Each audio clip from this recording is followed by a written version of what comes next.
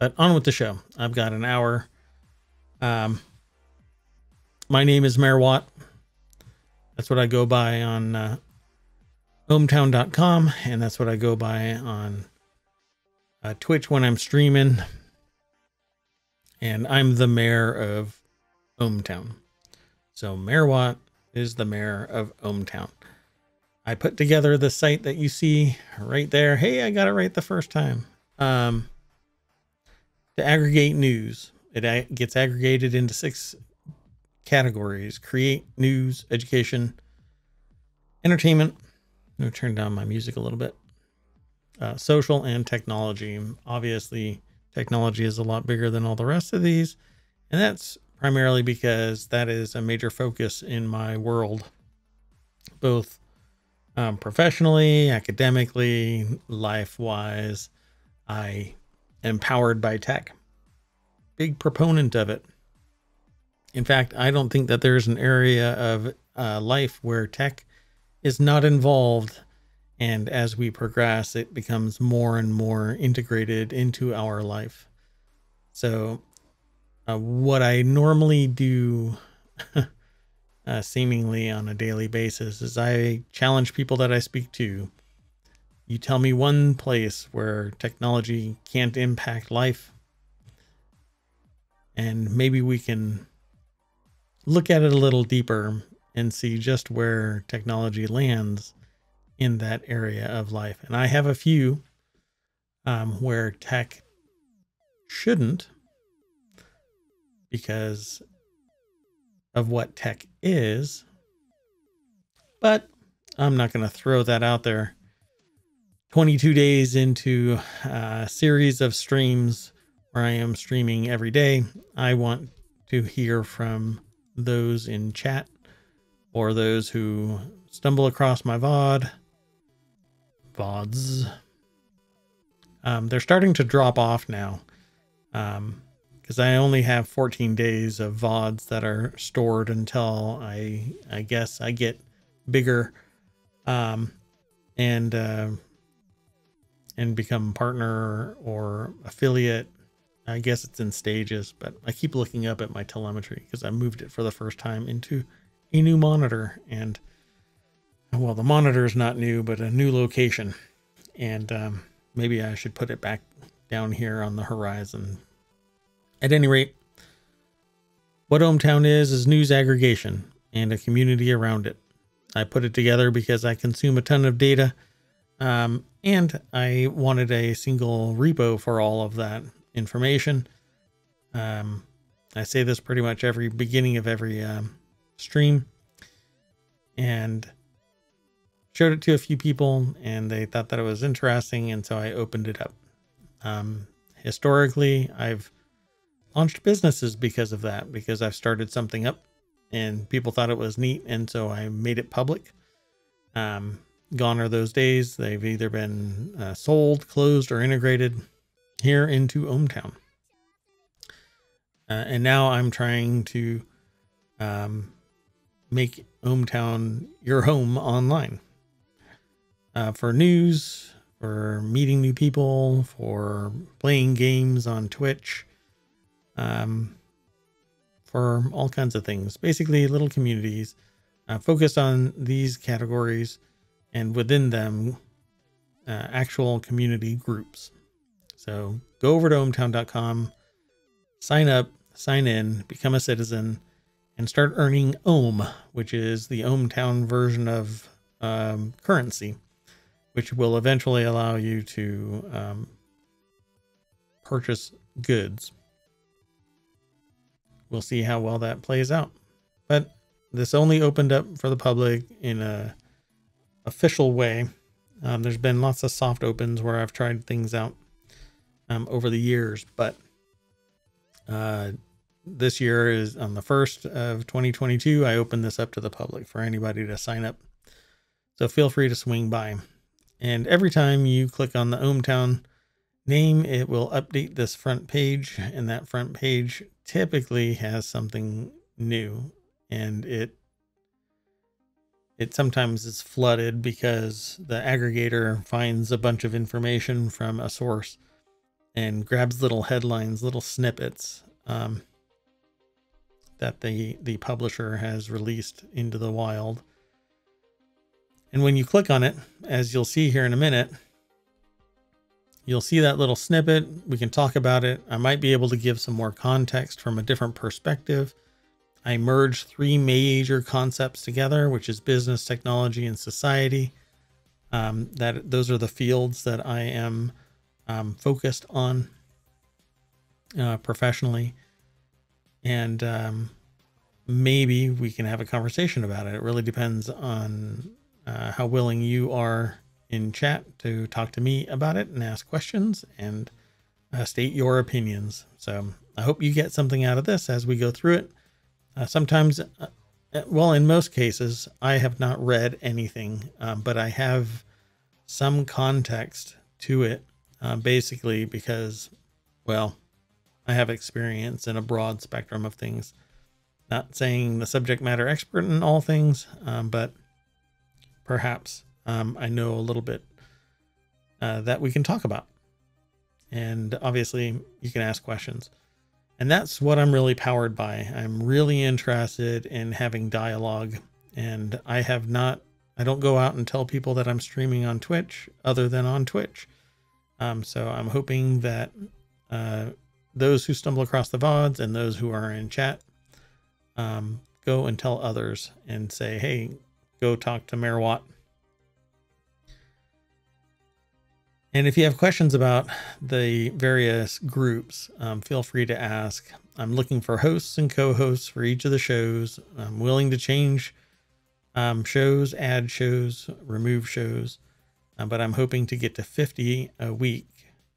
And that includes the weekends. And then when they're not streaming live, they are rebroadcasting a previous stream. So let's get this show on the road. Obviously, there's a whole bunch right now that are in the category for create, and then a group called Aerith. And Aerith is basically a storybook universe. And because there's a lot of RPG role-playing game type things, I've integrated those RPG fan news blurbs into Aerith. But that's not what I'm going to be talking about today, unless something that I've pre-selected is tied to Aerith.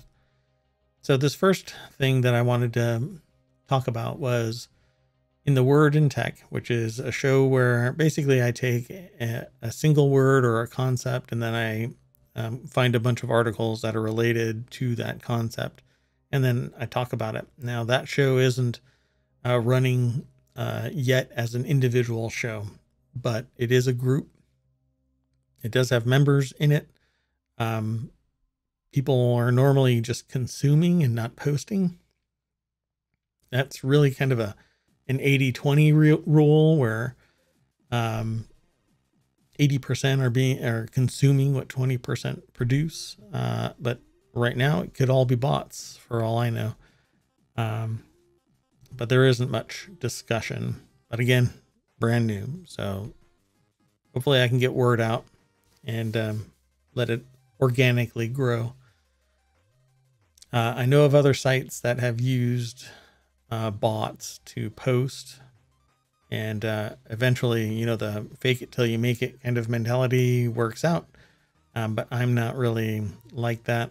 I don't know. I feel weird about it.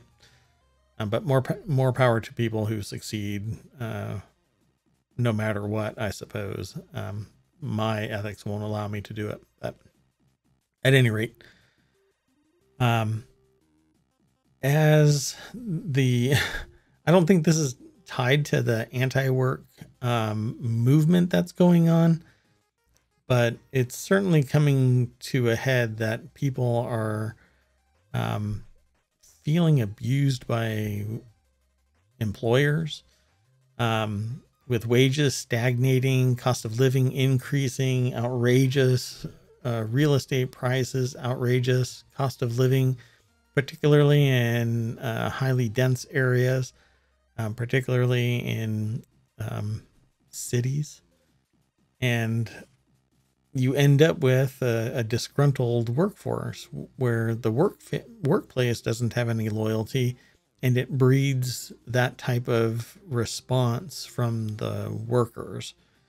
In fact, I'm not prepared for it today, but I had just read about a group of workers from one healthcare organization being told by their state Supreme Court that they couldn't work at another healthcare facility until the previous healthcare facility from which they're leaving could replace them. And so they're being told that they can't quit, which is absurd, absolutely crazy. And so I'll have to find the news article, and maybe we can talk about it tomorrow in another session. I do this every day from 6 o'clock until 7 o'clock, Monday through Friday, Monday through Sunday. I don't take a break, except when I'm not on the air, of course. And just to get back to it, this idea of not being able to go and work somewhere else is really odd. And the attorneys that I've spoken to are wondering what the heck this is all about. But we'll talk about it more tomorrow. I'll put a pin in it and I'll come back. So in this case, a union has formed, the first of its kind Game Workers Alliance Union. And I can see that this would probably start happening more and more. Skilled labor and unskilled labor, as populations move from unskilled labor to skilled labor, the relative level of abuse can take place to the point where somebody will say, well, this is almost systemic. We need to form a union, a coalition of like-minded individuals capable of changing policy. And the only way really to do that is to start a movement of some kind. You typically can't just ask nicely when the organization has such great power and authority and wealth that it doesn't matter. And that's really the ideology around at-will states in the United States. So when a union forms, it's to increase bargaining power, because individuals can be told, we don't care, go away. But large groups of people standing side by side, it makes it a little more difficult. Kind of like this healthcare facility. I think it's 7 out of the 11 that worked there basically said, see ya. And it basically made that healthcare facility collapse. And they were told, no, you can't leave. And there wasn't any non-compete, at least from what I've read elsewhere. So I think these unions are going to start forming again and again. And it's going to happen just like it did in previous generations, where when a union forms, it becomes dirty. It really becomes a mess, because there are people that are hungry that want to work and they don't care about a union, and the employers just want budget human resources. They don't really care who you are. They just want somebody that's skilled at a job, and skills can be developed over time and workers replaced. Is that ethical? Is it moral? Is it legal? Is it all kinds of stuff? Well, it depends on what side of the fence you're on. And unfortunately, the people that are paying people to do a job are the ones that basically set those rules, right? At will, the ideology around at will states is that you can be fired for whatever reason. You don't even have to have a reason to be fired. They can fire you. And it's what it basically amounted to is there's zero loyalty between human resources and employer. And that has spread. And then when people feel empowered to go and find another job, they can do the same at will response. But most people simply want to work and be left alone.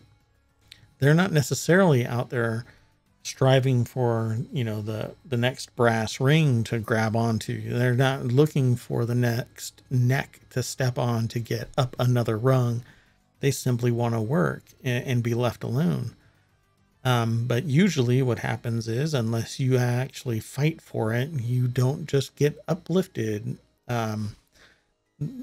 The margin goes to those who are controlling the company, while the quote unquote worker bee gets what is given to them, without any concern. So when too many people feel that way, a union forms, or people just walk away. And the employer basically just goes, well, I'm just going to get somebody else. Doesn't matter who it is. And can definitely lose a fabulous employee in the process, but they don't care if all they are is budget minded. And it starts sounding sociopathic after that.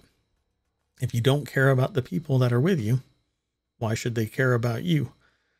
So it's a shame that we are not learning our historical lessons. So we will see what happens. And this little snippet of an article is coming from The Guardian. I should probably lead with that from now on. Basically tell the source of this and then give my impression. And it's only from this little tidbit and from what I have read about previously. If you click on the link, visit the source, you'll get taken over to the source of that little snippet. And that's what I want you to do. If you sign into ohmTown and you read an article, you read a little snippet, then you go over to the actual source, read the entire article, and then come back to my chat and talk with me the next day, if you are interested. Obviously, if not, I completely understand. But Activision Blizzard are going to create their own union, or have created their own union. And it will stand out as the first and continue to grow, I predict. And really while the company has the means to pay people to do a job, it's the people that do the job that make the job possible. If you don't have somebody that can, produce a product or provide a service, there is no business. It's just one person doing everything. And believe me, I know that, because I'm a one person shop who consults with others, pays them, and others who manufacture for me. And when I can't find any of those, then I do my own rapid prototyping and production, and I do all of my own due diligence, my own pitching, my own marketing. I do everything. Trademarks, patents, all of this stuff is all something that I know a little bit about, because I've done it all myself. And you cannot do everything all by yourself. So pay your employees what they deserve. Give them the benefits that they deserve. Give them the loyalty that they deserve. And don't treat them as chattel. Don't treat them as cattle. Don't treat them as objects to be just shown the door when they say, hey, I need to be paid more. Well, when the inflation grows by 7% in a quarter, we have issues, and they have to be addressed in a real way. And for me, it means smaller margins. Give more to the enterprise, and not to the individual. And by individual, I mean the C-suite. And that's not going to make friends. Believe me, I know that too. But everybody is suffering when costs increase and production is lowered and things become constrained. And and society at large just kind of starts going a little crazy about things like the pandemic, we need we need to be a society and not I got mine, screw you. Maybe that's just me. And I am a capitalist. I do believe that people should be able to produce something and sell it for profit. And if they price it poorly, then they make less, or they make an extraordinary amount by people who really want what they're offering. But capitalism does drive people to do great things with the hope of great reward. So go over to The Guardian and read that article about Activision Blizzard employees forming first of its kind Game Workers Alliance Union. So under Warcrafters, this article, Biden calls Intel's plan to build $20 billion chip factories in Ohio, quote, a game changer. This is something that I spoke about briefly yesterday.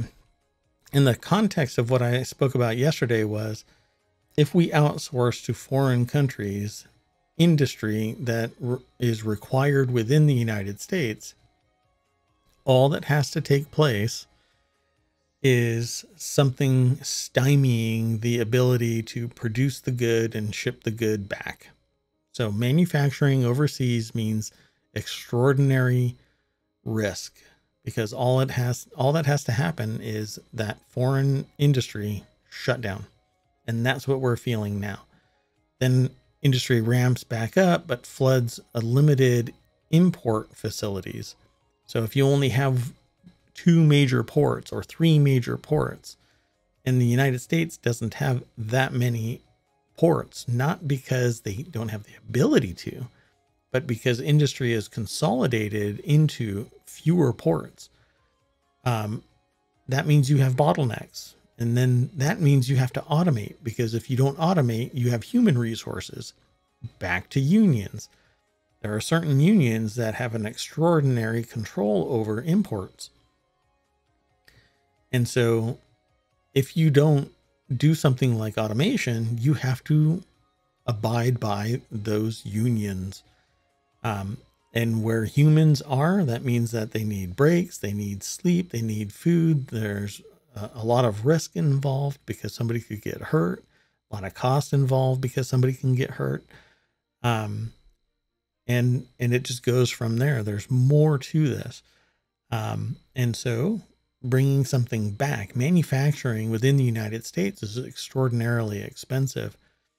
And that's because we have a lot of environmental controls, a lot of human rights controls, human resources, human rights controls, employment rules and regulations, OSHA, etc. But we have that oversight so that nothing can happen, like massive explosions that destroy an entire factory or poison a large swath of countryside when ammonia gas seeps from a giant vat and just kills people, which has happened in international facilities because of international facilities. So will this chip factory be able to produce product at a reasonable cost, or will it be sold overseas to try and bring foreign money back into the United States versus just spinning locally, basically? Because when we produce overseas, we send our capital over there, over to wherever it might be.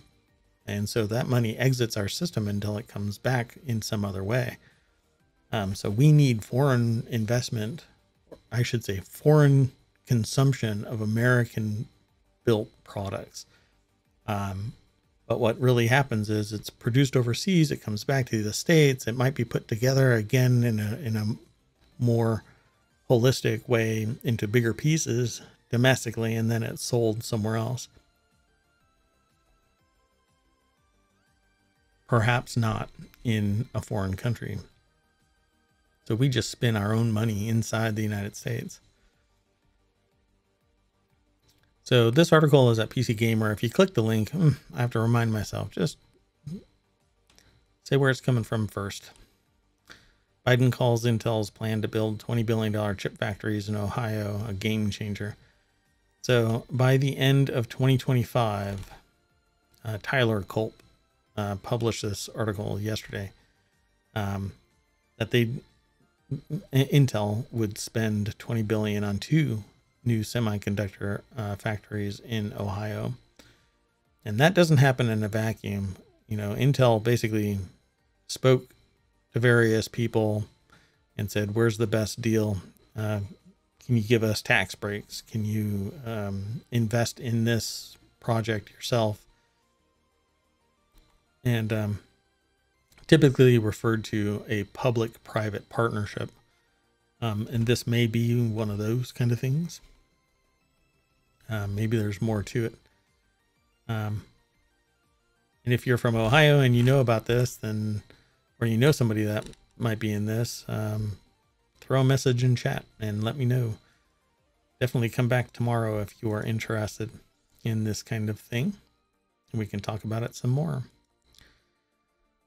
So in Smack Talk, there's an article that's at appleinsider.com. Apple signs multi-year live action film deal with Skydance Media. This continues the trend of siloing, or I should say producing a vertical of solutions within a company, right? So I found out recently that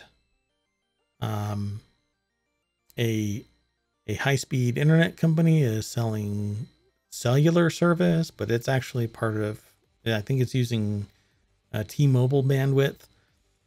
But the more that is done within a single company, exploiting the benefits that they have utilized, that they have created, the strategic advantage of leaning on the infrastructure that's already in place and just kind of pushing it out, adding another layer, or in some way capitalizing on in a previous investment, means that the cost of acquisition, distribution, everything is lower. And so that's basically what all of this is. And at some point, Apple could say, well, let's not sell our phones to sell service. Let's sell our own cellular service. Let's start our own studios like they did with Apple TV. These are movies, and it's just Apple TV Plus is just going to keep on growing, getting bigger and bigger. And that's because it becomes, some people would refer to it as a walled garden. Everything is great inside it, but you can't exfiltrate it anywhere at any time, which is largely true. But if everything just works, then you don't need to. You don't need to exfiltrate it somewhere else. For me, I've got an Apple TV, just like some others have Fire Sticks or whatever else somewhere else in their place. I've got an Apple TV and I have Apple devices. And so I can just fling a video onto any of my TVs. It makes it drop dead simple. And I'm not knocking anybody else because they have that solution too.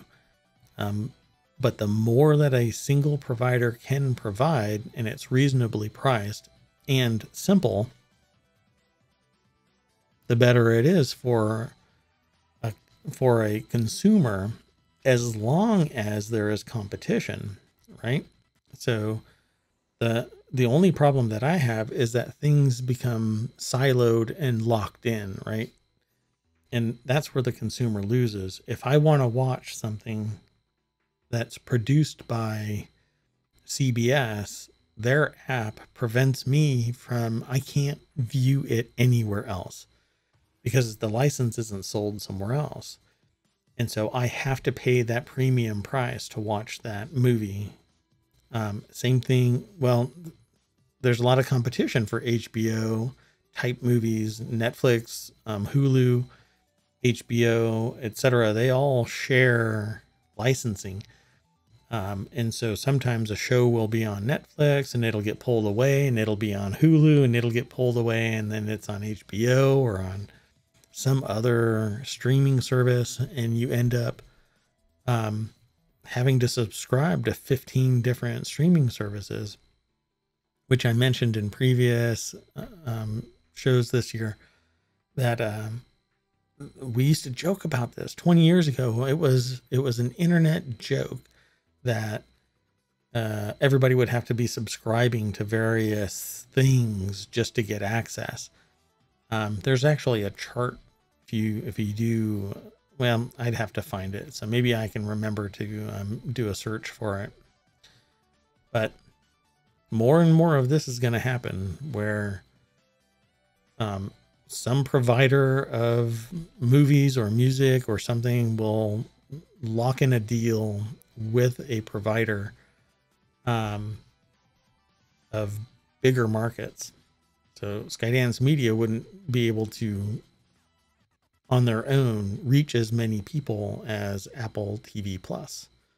Or maybe they can, I don't know. But here we have it, right? The deal is that they will be producing certain things for only Apple TV Plus. I already watched Foundation. That was a good watch. So we'll see what happens from this. We'll keep an eye on them as usual. And that is housed in our group called Smack Talk. When you go over to ohmTown and you click on that link, Smack Talk, it'll take you here, and then you can click on discussions. And it has a bunch of other discussions. This is just one sample. And then from there, when you click the link, it will pop up the source, and you can click on the source. You can also make comments. I'm logged out. That way I don't see my ad. I don't influence the metrics. I don't vote up and down. I can't respond to any comments. There are no comments actually here, but at any rate, that's Smack Talk. So let's keep moving forward. I haven't looked at this article at all. This is application modernization and 6 R's. So I'm curious what these 6 R's are, and it's at dzone.com. And I don't think that I'm going to go through it all.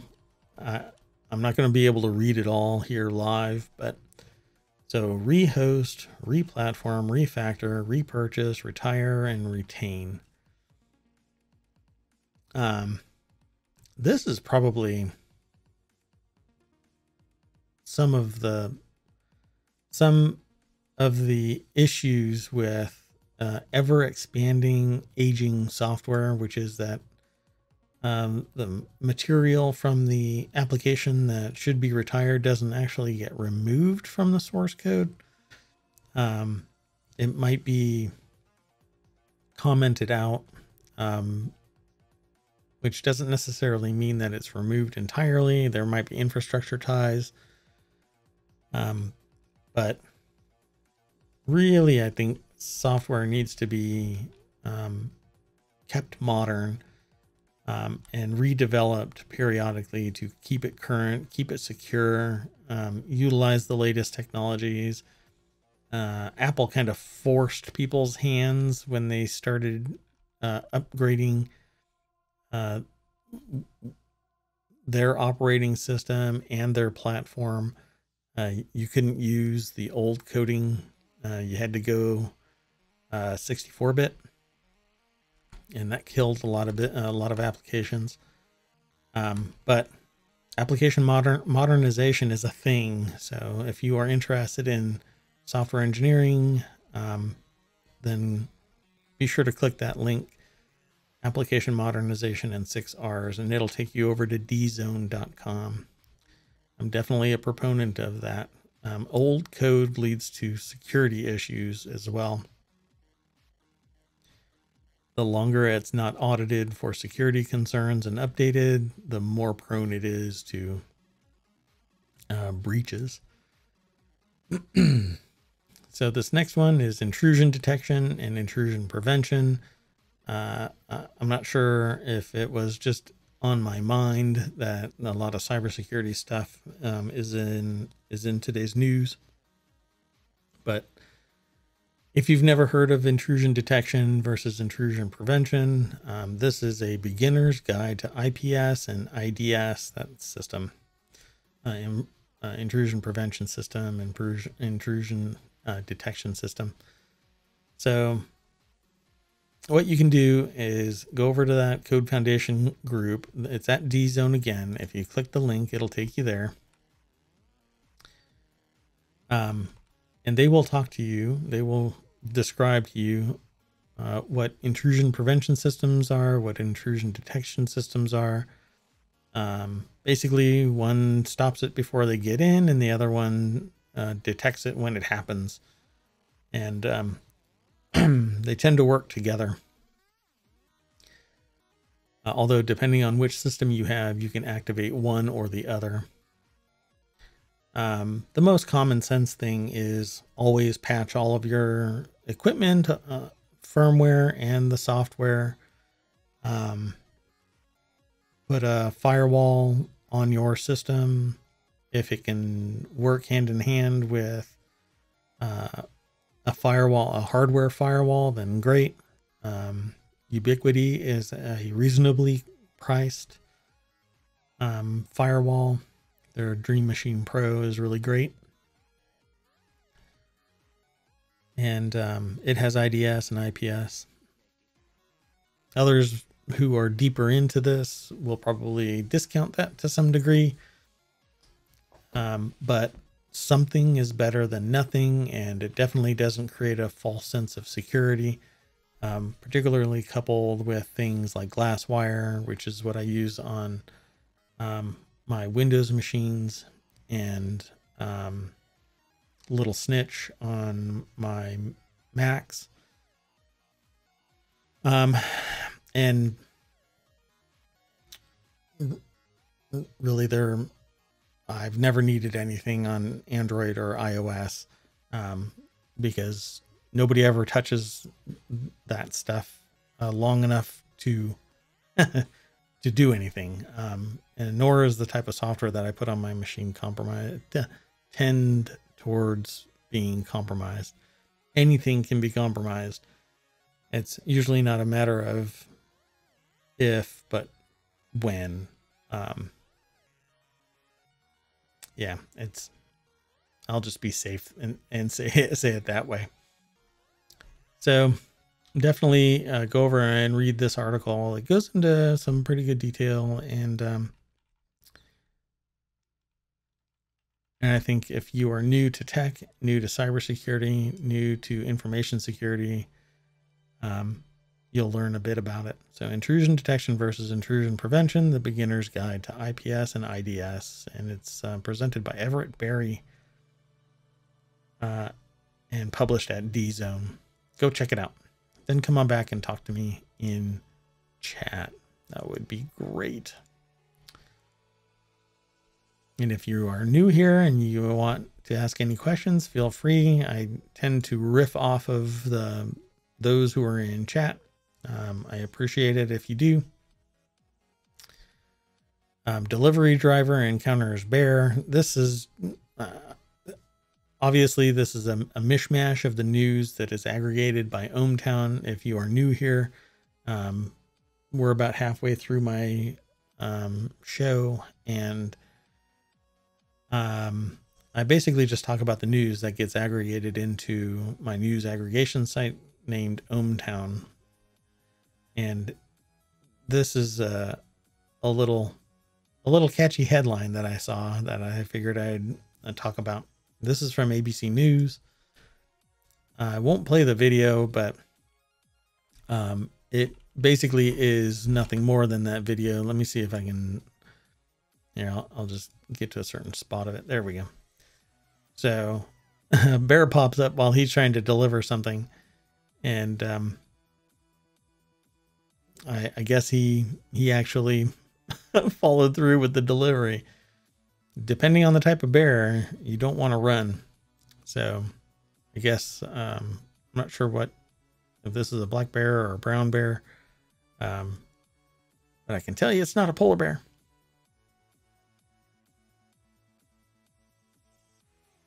Wow. Okay. Yeah, I'd probably deliver more than that package if a bear popped up over some woods. So that too is sitting at ohmTown, and it was published by ABC News. So another post on the Daily News Show, which is a group dedicated to an overview of news, kind of like what I'm doing now. And it's aggregated by ohmTown. Watch. It says watch. Hackers targeting Uber customers with verification scheme. A Florida man says he was the victim of a two-factor authentication scheme. So when you click this link, it too will take you to ABC News. Oh, it's just a video. So like I said, I don't show the whole video of something that goes on. So I'll have to do some more due diligence. I tend to react to this stuff, to the news with you, although I might have some experience with the news, the topic of the news, the area of the news. In this case, I would have to do some more due diligence to talk about it. But falling victim to a two-factor authentication scam is difficult. Without me knowing more, I'd probably say that it's misdefined. But let's see. I'll do some more looking in this, and we can talk about it tomorrow if you return.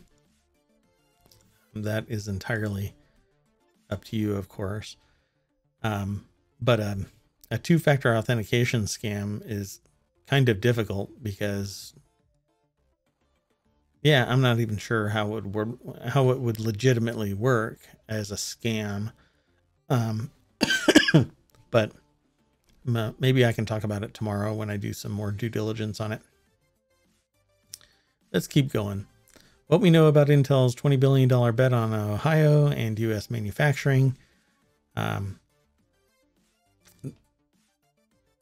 This article right out of the gate says, hint, it's not about the chip shortage. This is an article from The Verge. On Friday, Intel announced it would build the largest silicon manufacturing location on the planet here in the United States on a 1,000-acre plot of land in New Albany, Ohio. So I won't read the whole thing again, but let's see if there's anything.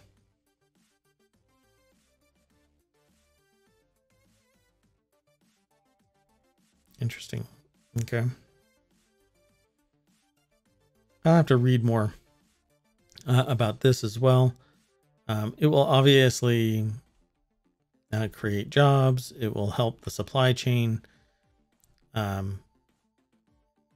could any of that solve today's chip shortage, car prices, and inflation? Right. It can't. They can't impact this one other than to give people hope that something's going to pivot, but it's not going to even come online, hopefully, in 2025. And a whole lot of economics needs to fall in line for that to make economic sense at its completion. In fact, where I am, we've had a major company come in, build the entire facility only to collapse before it opens. The company didn't collapse, but they said it no longer made economic sense to produce there, which would have created thousands of jobs. I think they estimated 2,000 jobs. At the time, I think it was 2,000 jobs. And then right before it opened, they cut that estimate. I think it was in half, and then ultimately they closed it down and then raised the facility. I mean, that was really bizarre. They got rid of the facility.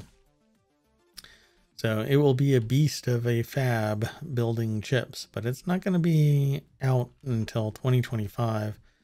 And then the cost of making it is making the product, I think, is going to be extraordinary. And we'll have to look at the environmental impact of a facility that in other countries makes economic sense because they aren't so tightly controlled by state and federal regulations. So let's see. Let's see what happens.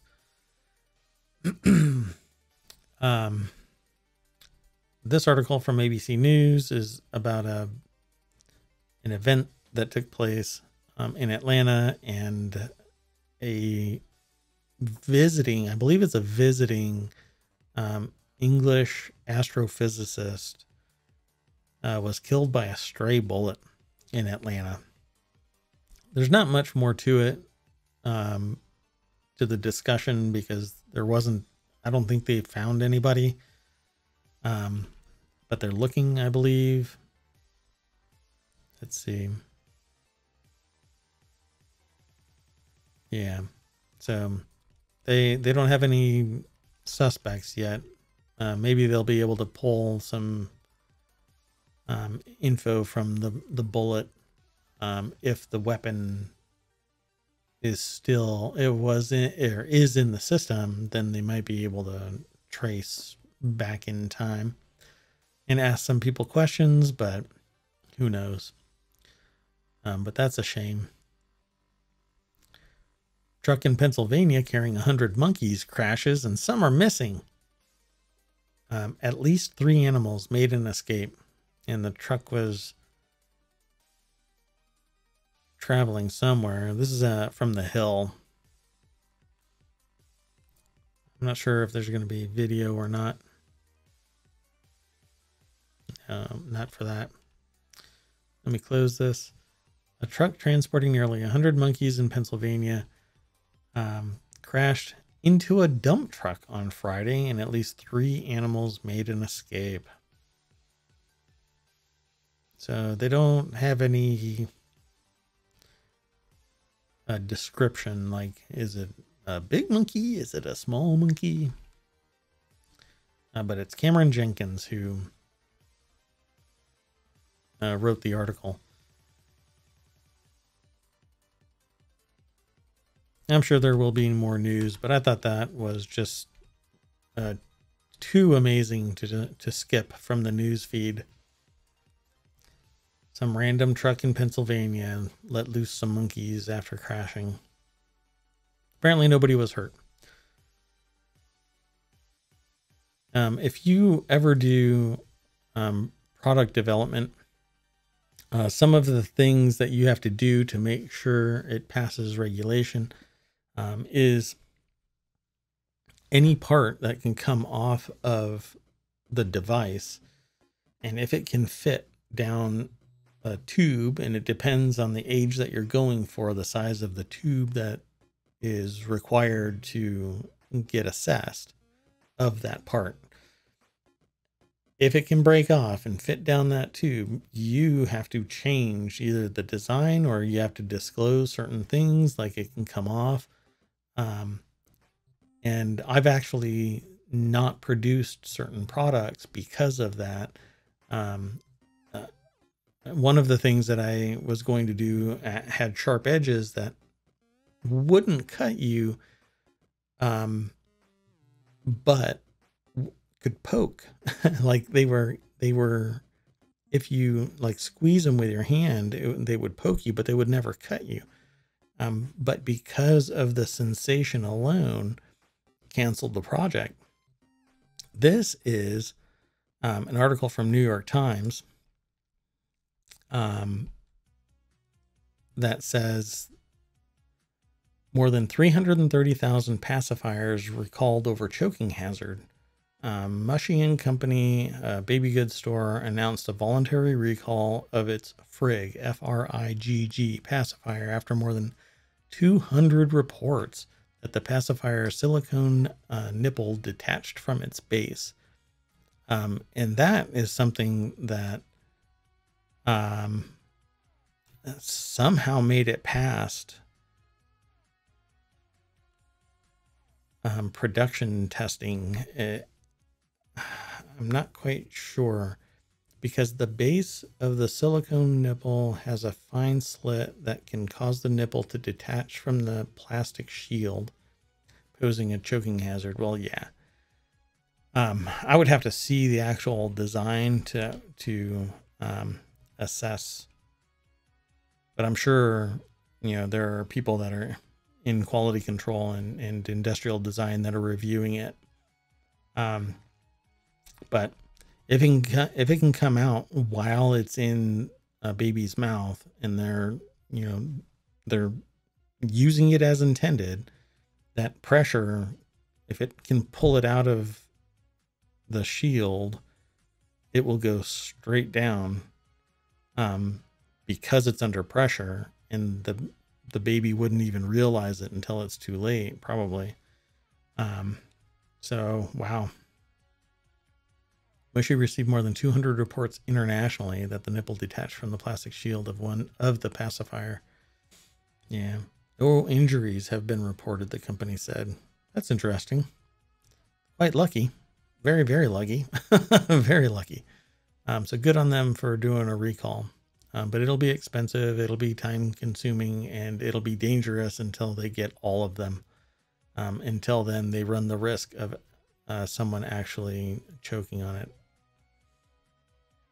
And let me look at this other one here. Okay, so how I cut my family's cable and streaming bill by $170. This is an article from New York Times. I'll click on the link. And after they realized that their family was paying more than $400 a month, I knew I had to do something, is what they say. And this is Ann Carnes.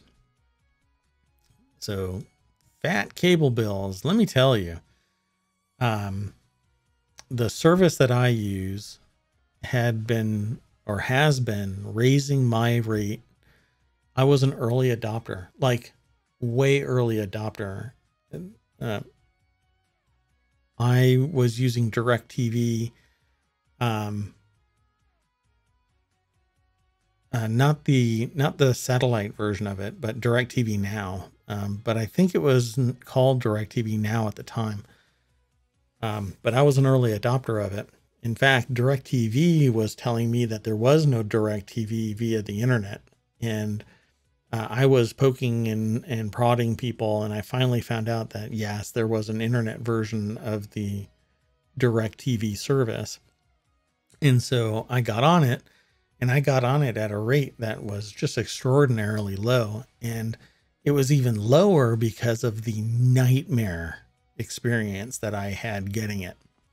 And still to this day, I'm not too dismayed by the service. The service has been great, but the shenanigans that had gone on and might still be going on. In fact, I have to look at things again to see if my rate has gone up again. But my rate was low, and I was getting the service that I enjoyed. But then they offered to everybody else unlimited DVR and a different channel lineup. And then they started raising my rate, $5 a month over a period of time, and then another $5 a month over a period of time, and then another $5. Eventually, I was paying $20 more than what I was originally paying. And I kept on chalking it up to, well, that's fine. I'm an early adopter and I was paying low. But then they denied me the ability to get the DVR extension, and other things went down. And ultimately, I ended up having to basically capitulate. and it drives me nuts because my early adoption really didn't do anything. All I did was suffer from the poor service that I was getting in the early days, and slowly required to pay what everybody else paid anyway.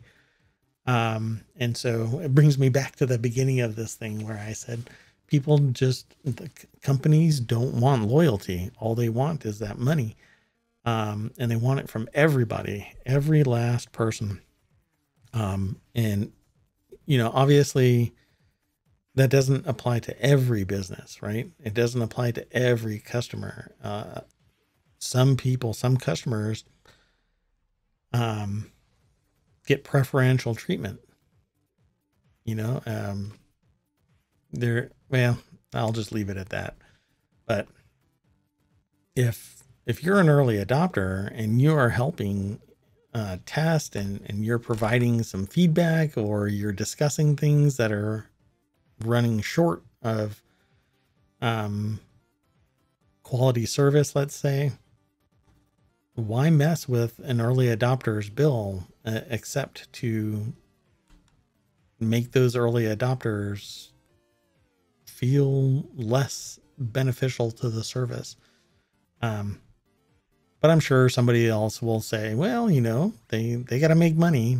Well, I guarantee you nobody was hurting because I was paying $10 less than somebody else because I was one of the earliest adopters of the service. While being told at the same time by a service with the same name but a different silo, that they aren't together. So DirecTV Satellite and DirecTV Internet were not the same operating company. Sorry.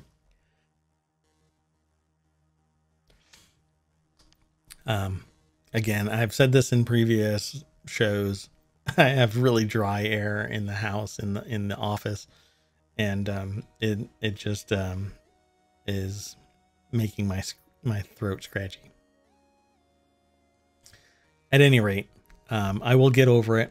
I hope it doesn't distract you too much.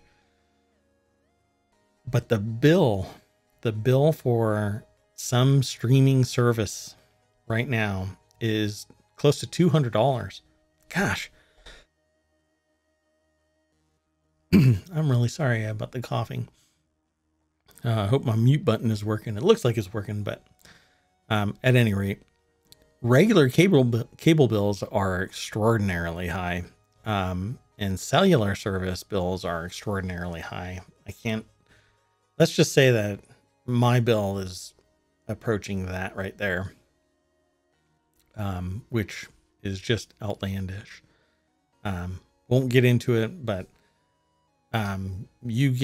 if you have an Apple Watch, you get billed for that. If you have a phone, you get billed for that. If you have a tablet and that has and all of it has cellular service, I totally get it.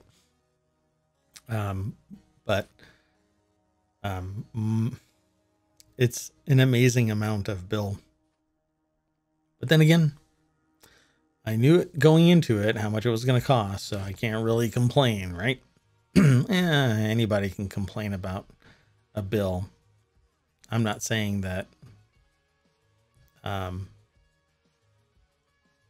they snuck it onto me and suddenly I'm paying $600. That would be a real complaint, but just discussing the finances isn't really complaining. But it's an extraordinary bill, $400 for cable. The costs are sunk. Taxpayers paid for a ton of bandwidth for cabling to be installed. Fiber optics, there's so much dark fiber in the ground that taxpayers paid for. It's just not economical. It doesn't make economic sense for them to light it up, apparently. But meanwhile, people are paying $400 a month for service. I don't know how to. It's always in the effort to increase margins, and profit seeking. Now, again, I have no problem with that kind of stuff, but when it's artificially constrained, like depending on where you are, if you have internet access, right? Like if Google was allowed to, or Alphabet, if Google was allowed to put its Google fiber line wherever, right, using public access ways, the competition would have to lower its rates. But that's not what happened. And we're talking about gigabit symmetric internet access. But that's not what happens. There's rules and regulations by the incumbent that is controlling the public access ways, and they're saying that they're not public. And there's minutia depending on which state, which city you're in. There's always something that's kind of nitpicky that prevents Google from just dropping its fiber and tunneling underneath the walkway. I mean, you can do horizontal drilling and pop that cable out on the other side of the road without impacting anything. And I would have symmetric gigabit for $70 a month, but that's not what I've got. And that's not what I'm allowed to get, because of policy and procedure that's in place that protects the incumbent. It doesn't make economic sense for Google to run this stuff because they have to change they have to move the glacier along with that fiber line. And that's how you end up with $400 a month bills, zero true competition. You have a select group of people that have, or companies that have made it in. And those are the ones that are the controllers. So until somebody changes something, you're going to be paying through the nose. And the only solution that I have for any of these bills is wireless. The moment things go wireless and you don't have to worry about a cable, all it is a broadcast somewhere, you'll end up with more competition as long as the airwaves are free to use. You'll have increased competition, but when it comes down a line of cable, fiber optic or copper, there's limited competition for that space. So we'll see. Times will change and bandwidth will increase for wireless, and security will increase for wireless. Wi-Fi 6 does a great job. And that's different than 5G. Just so you know, there's one is cellular service and the other one is Wi-Fi. But we'll see what happens. As with everything that I talk about, context matters, things change. And if you can cut your bill by $170, or if you are interested in it, then click that link, go to New York Times, read the article from end to end, and you'll find out how they lowered the price of their streaming, cable and streaming bill. Sometimes it's asking nicely of the support crew when you call in to cancel. Hey, can you give me a deal on my internet? Yeah. So what I wanted to end with, which I think is interesting, in the continuity report, which is basically a show about movies and TV shows, wherein the objective really is to find inconsistencies and be humorous about it, unlike my show today. That's what the continuity report is all about. But this is Ana de Armas fans sue because she was cut out of Yesterday. So 2 fans filed a federal class action lawsuit on Friday alleging they were duped into renting the 2019 film Yesterday because Ana de Armas appeared in the trailer. Wow. Wow, that's actually interesting. Okay. So, like I say, I don't prepare for this really.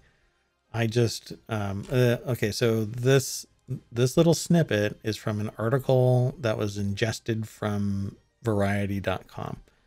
I want you to go over to variety.com and read the article and then come on back and talk to me about this kind of stuff. Give me your opinion. Either you can throw it in chat or you can send me a message and I'll pull you into a live stream with me. I'll put you right there above me in a little video chat and I'll throw you into Zoom.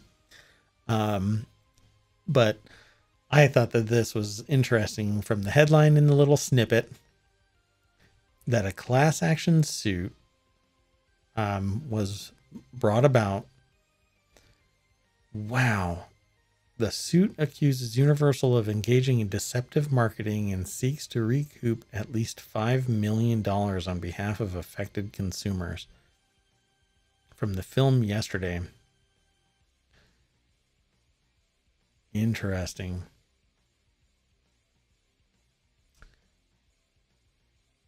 So she was supposed to appear as Roxanne.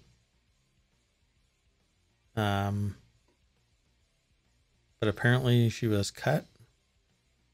That was a very traumatic cut because she was brilliant in it. I mean, really radiant, Curtis told the outlet. But the scenes with de Armas's character were removed. Interesting. So now I'm more curious about the film. I probably would not have watched it. But the suit describes de Armas as a talented, successful, and famous actress and notes her roles in Blade Runner 2049, Knives Out, and No Time to Die. All three of those I've seen. So, I don't know. Maybe this is marketing hype, man. Yesterday, I would never have even thought of watching. I don't think. But maybe I will now. Just to see what the big difference is. An appeals court dismissed that case on several grounds. Okay, so the suit bears a resemblance to a complaint involving the film Drive that was filed in Michigan in 2011. In that case, the plaintiff alleged that the trailer made it appear that the film would be a, quote, high-speed action driving film, and she was not prepared for the film's slow-paced interpersonal drama punctuated with graphic violence. I don't know how that bears resemblance in that it's a film related lawsuit, but okay. If de Armas was completely cut from Yesterday, then I can see how the trailer saying that she's in it would be false advertising, basically, right? Interesting. So it got me curious, and I wonder if me talking about it here got you curious about it.